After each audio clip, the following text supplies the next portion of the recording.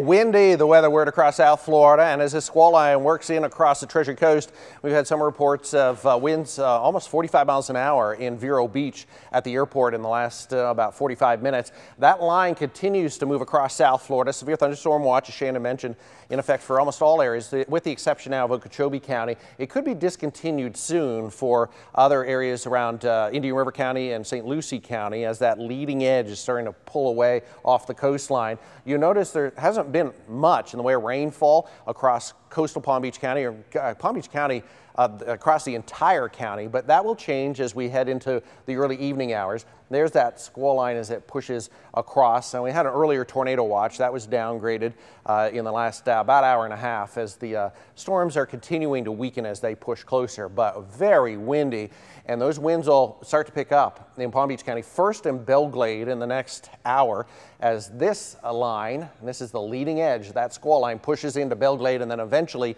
moves toward the coastline between 6 and 8 o'clock tonight, and then eventually offshore. There's that one cell that really had a punch to it as it pulls through Port St. Lucie. It's now moving off the coast. The rain is not done though. The gusty winds will actually pick up even more tomorrow as the winds shift more westerly and we get wind gusts potentially above 40 miles an hour during the day.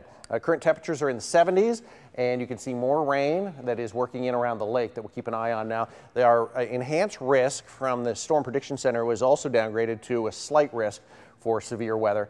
That continues into at least the mid-evening for Palm Beach County and the Treasure Coast. Here's the Vipercast model. You'll notice that one area of rain and that heavy cell pushes away from the Treasure Coast in the next hour, and then we have more filling in through Palm Beach County. There's 7:30. Still some pretty good rain and a few thunderstorms around. And moving toward the coast, there's 8:45. A lot of the rain just arriving to southern Palm Beach County, and then lingering rain right through about midnight before it tapers off and we get a little bit clearing after that. So a busy night.